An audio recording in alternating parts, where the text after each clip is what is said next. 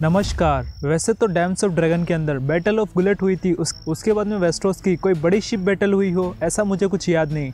हम वही इसी अध्याय के अंदर देखेंगे कि आगे जाकर वेस्टरोस में ऐसी कौन सी बड़ी फाइट हुई थी जिसकी वजह से एलन वैलेरियन को ओकन फिस्ट तक कहने लग गए थे। तो अब ये ओकन फिस्ट क्या है, यही सब जानने के लिए ये वाला अध्याय अपन कंटिन्यू करेंगे।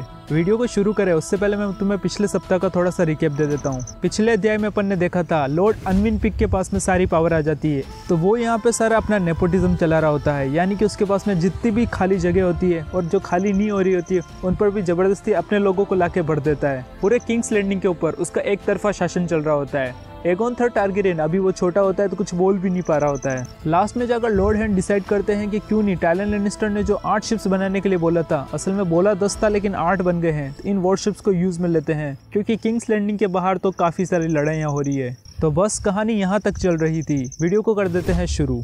जैसा कि हमें स्टोरी में पता है, हैंड ऑफ द किंग बिल्कुल एलन वैलेरियन के खिलाफ होता है। वो मना कर देता है कि मास्टर ऑफ शिप्स की जगह हम उसको नहीं देंगे। तो वो इस पोजीशन के लिए अपने एक चाचा को बुलाता है जिनका नाम होता है गैंडमन द ग्रेट एक्स, ऐसा कुछ नाम से। ग्रेट एक्स इसके पास में कुल्हाड़ी होने की वजह से इसका नाम पड़ता है। वैसे ये एक अच्छा खासा लड़ाई करने वाला योद्धा होता है, लेकिन इसको समंदर के बारे में नॉलेज बिल्कुल जीरो होता है। पर अब क्या ही कर सकते हैं, अनविन पिक ने लगा दिया है तो बस लगा दिया है। अब ये जो गैंडमन द ग्रेट एक्स होता है, ये एक और बंदा अपने साथ में लाता है जो सेकंड पोजीशन संभालने के लिए। तो ये ग्रेट एक्स चाचा एक बंदे को लाते हैं जिसका नाम होता है ब्लैक बीन। असल में उसका नाम होता है नेट बीन, पर उसकी काली घनी दाढ़ी होती है, उसकी वजह से उसका नाम पड़ जाता है ब्लैक बीन। तो इस तरीके से ये दोनों चोमूज लॉर्ड एडमिरल और सेकंड इन कमांड को संभाल रहे होते हैं। अब हम बात करते हैं कि ये शिप्स को लेकर कहाँ पे जाने वाले हैं। किंग्स लैंडिंग का व्यापार बहुत दिनों के बाद में बैटल ऑफ गुलेट में जिस तरह ठप पड़ गया था, वो वैसे वैलेरियन ब्लॉकेज की वजह से हुआ था। पर यहाँ पर क्या होता है कि स्टेपस्टोन्स के अंदर ये जो फ्री सिटीज होती है आपस में लड़ाइयाँ कर रही होती है और कुछ कब्जे वब्जे ऐसे हो जाते हैं कि सारा व्यापार ठप हो जाता है। किंग्स लैंडिंग का लगभग 100% व्यापार ठप हो जाता है। होता यूं है कि स्टेपस्टोन्स के अंदर अगर तुम्हें याद हो तो डेमन के पास में भी एक बड़ा सा आइलैंड था जहाँ पर उसका कोरोनेशन हुआ था, बिल्कुल उसी आइलैंड जिसका नाम होता है ब्लडस्टोन। वहाँ पे एक बंदा होता है रेकेलियो रेंडोन या रेसेलियो रेंडोन, ऐसा कुछ नाम है उस बंदे का, वो वहाँ पे रह रहा होता है। वैसे तो उसके सारे शिप्स खत्म हो चुके होते हैं, लेकिन यहाँ पे इसकी थोड़ी सी टेरिटरी होती है।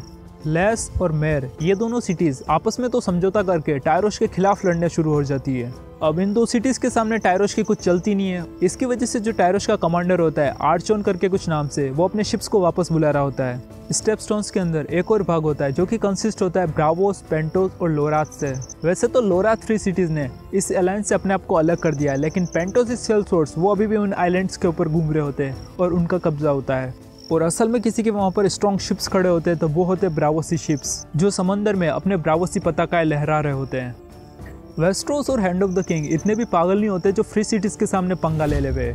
हैंड ऑफ द किंग का प्लान होता है कि मैं कुछ तो करूंगा। उसका प्लान होता है कि रेकेलियो रेंडोन इस बंदे के ऊपर हम अटैक करेंगे और इसका जो पायरेट किंगडम है उसको पूरी तरीके से ध्वस्त कर दिया जाएगा। रॉयल फ्लीट बन के तैयार हो चुकी होती है जिसके अंदर होते हैं 8 बड़े वॉरशिप्स और कुछ 20 के अराउंड होते हैं कोक्स और गैलीज, परंतु बिना वैलेरियन के रॉयल फ्लीट्स तो बिल्कुल खाली है।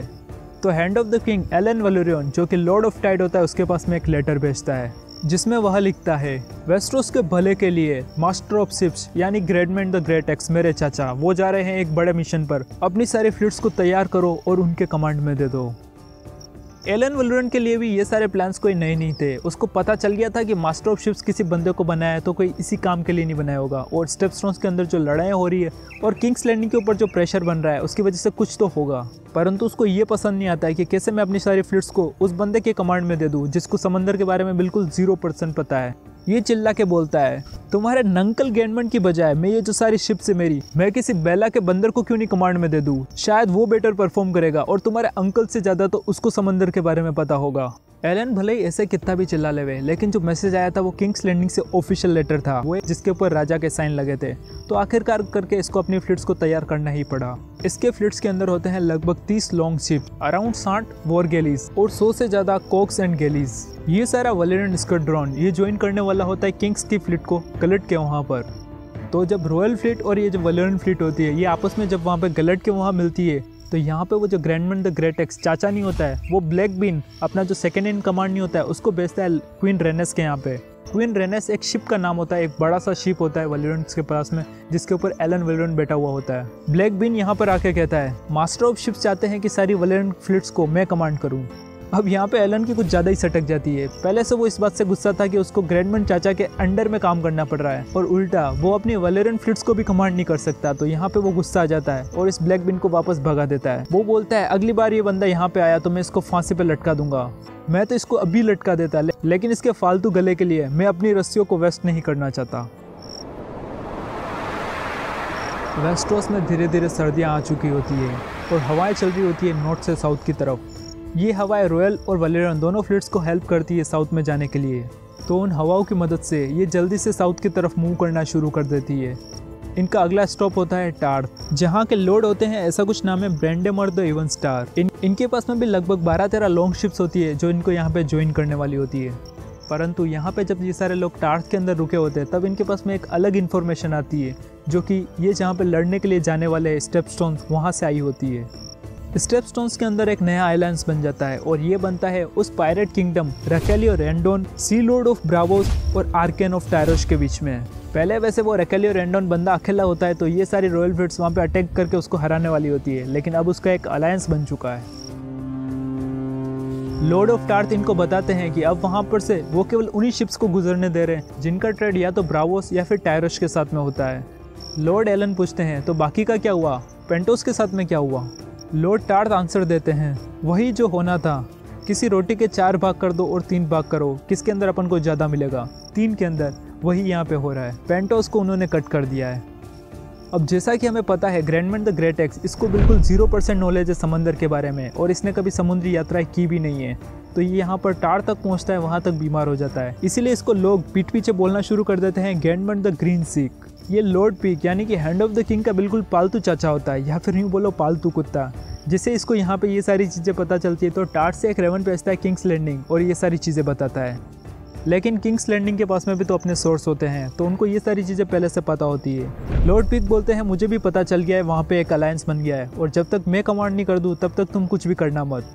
अब ये ग्रेट एक्स चाचा तो बिल्कुल पालतू है तो वो बात मान लेते, लेकिन एलन वलेरियन बोलता है अभी सबसे सही समय है, हम अभी जाके ब्रावोसी शिप्स को सरप्राइज अटैक कर सकते हैं और उनको हरा सकते हैं, उनको तहस नहस कर सकते हैं। इस तरीके से एलन बार बार बोल रहा होता है कि हमें अभी जाना चाहिए, एक सरप्राइज अटैक होना चाहिए। लेकिन ग्रैंडमैन चाचा बोलते हैं कि जब तक ऊपर से कमांड नहीं आएगी हम नहीं जाएंगे। तो यहाँ पे इनके बीच में थोड़ी बहसबाजी हो जाती है। इस बहस का अगले दिन का सूरज उगता है। ब्लैक बिन आकर ग्रैंडमैन को जगाता है और बोलता है कि आप किस बच्चे को पकड़ के लेके आ गए थे, वो तो डर गया और अपने घर भाग गया है। केवल वो अकेला ही नहीं भागा, उसकी सारी फ्लीट्स को भी लेके भागा है।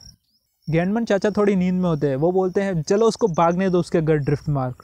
अब वैसे ये सारे लोग इतने भी गलत नहीं होते हैं। एलन वलेरियन यहाँ से भाग चुका होता है, लेकिन वो अपने घर नॉर्थ की तरफ नहीं, वो जाता है साउथ की तरफ, यानी कि वो सच में स्टेपस्टोन्स के अंदर लड़ने के लिए पहुंच जाता है। ग्रैंडमैन चाचा की शिप्स तो सारी टार्थ के अंदर खड़ी होती है, लेकिन कुछ और शिप्स लड़ाई करती है स्टेपस्टोन्स के अंदर, और वो कोई और फ्लीट्स नहीं होती है, वो होती है वलेरियन फ्लीट्स।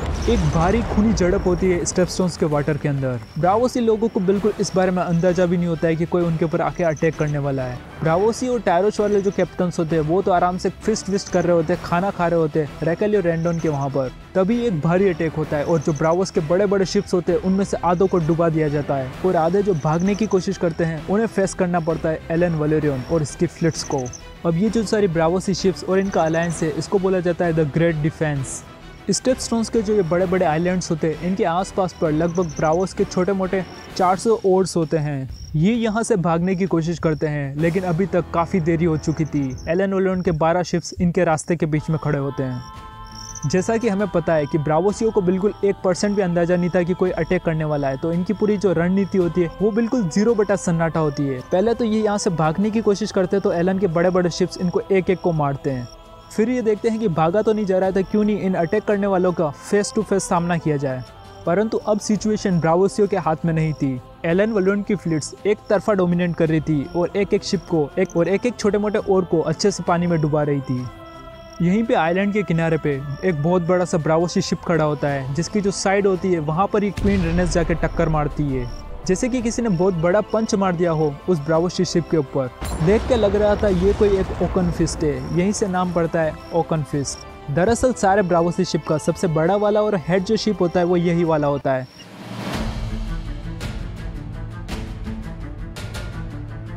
इसकी साइड में क्वीन रेनेस इतनी जोरदार टक्कर मारती है कि ये 2 पार्ट में टूट जाता है। इसका हल टूट जाता है और टूटे हुए शिप को धीरे धीरे समंदर निगलना शुरू कर देता है और इसी के साथ में द ग्रेट डिफियंस खत्म होता है और ब्रावोसियो का प्राइड भी यहाँ पे टूटता है।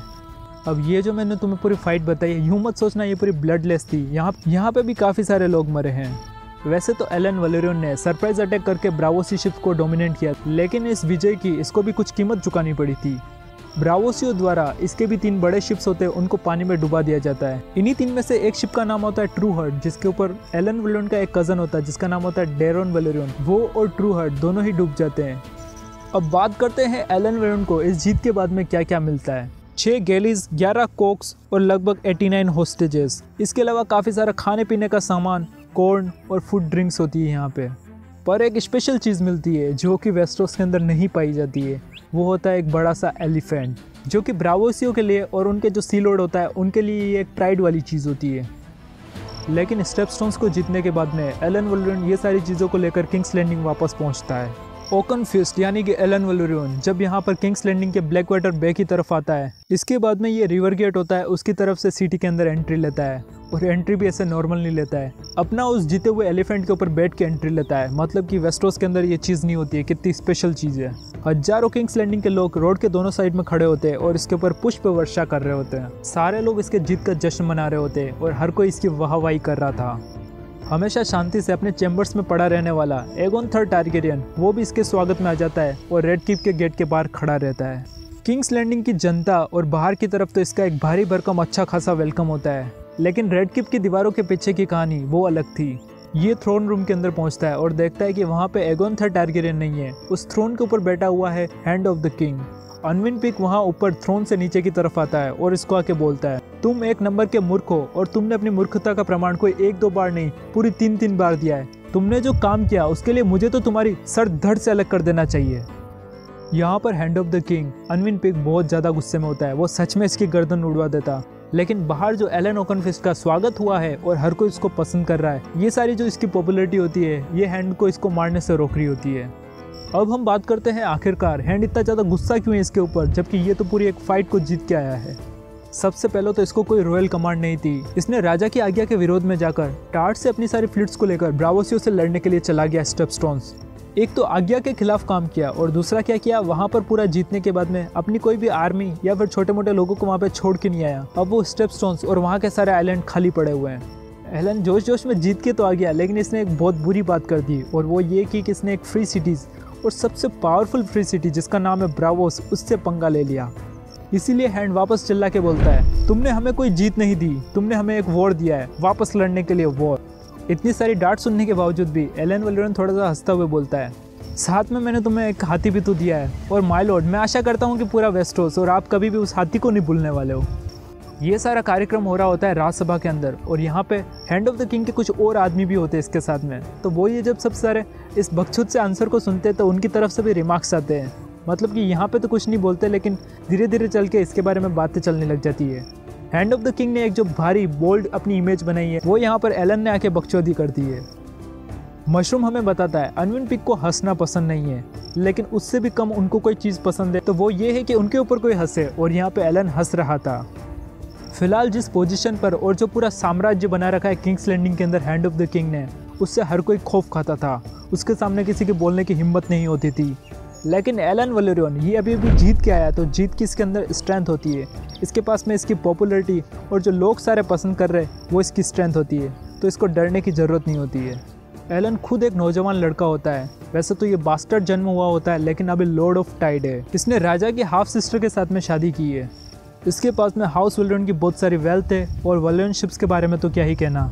और अभी अभी तो ये पूरी जनता का फेवरेट बन चुका है। तो लॉर्ड अनविन पिक के पास में भले ही कितनी भी पावर हो, वो इसका कुछ भी बाल भी बांका नहीं कर सकते हैं।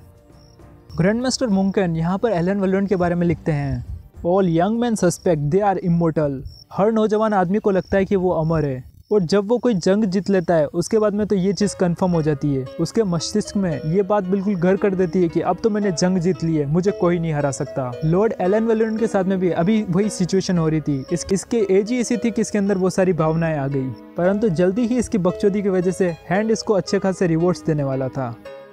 स्टेपस्टोन्स को जीतने के और किंग्स लैंडिंग आने के 7 दिनों के बाद में किंग्स लैंडिंग के अंदर एक भारी भरकम सेरेमनी का आयोजन किया जाता है। थ्रोन रूम फुल हो जाता है। एगोन थर्ड टारगेरियन वो आयरन थ्रोन के ऊपर बैठता है और सारी जो राज्यसभा होती है वो फुल होती है। हर कोई ये देखना चाहता था कि एलन वैलेरियन जो जीत के आया उसको क्या क्या मिलने वाला है। सबसे पहले तो उसके लिए एक अच्छी खासी बड़ी सी सेरेमनी रखते हैं। यहाँ पर सबके सामने Lord commander of Kings guard यानी कि मास्टन वाटर, ये बंदा यहाँ पे इसको नाइट घोषित करता है। मतलब कि जो चीज़ नहीं होती है नाइट बनाने की, खुद hand of the king Unwin Peake इसके लिए एक चेन लेके आते हैं जो कि सोने की बनी हुई होती है, जिसके अंदर एक कड़ी रेनेस शिप को डिनोट कर रही होती है। इसके जीत की खुशी में ये चेन इसको पहनाई जाती है सबके सामने। इसके जीत की खुशी में सबके सामने इसको ये चेन पहनाई जाती है। किंग खुद इसकी तारीफ करता है और बोलता है कि मैं चाहता हूँ कि मेरा मास्टर ऑफ शिप आप बन जाए। एलन वैलेरियन भी इस चीज़ के लिए मना नहीं करता है।